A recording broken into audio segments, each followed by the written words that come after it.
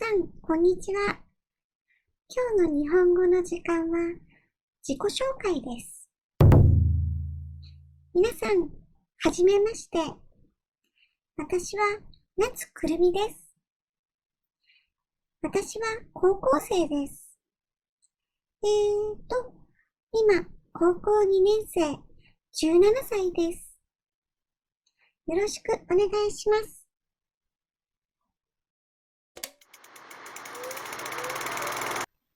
皆さん、はじめまして。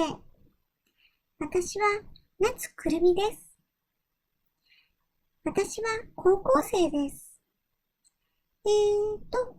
今、高校2年生、17歳です。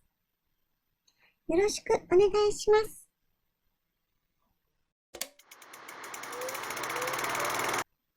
皆さん、はじめまして。私は夏くるみです。私は高校生です。今、高校2年生、17歳です。よろしくお願いします。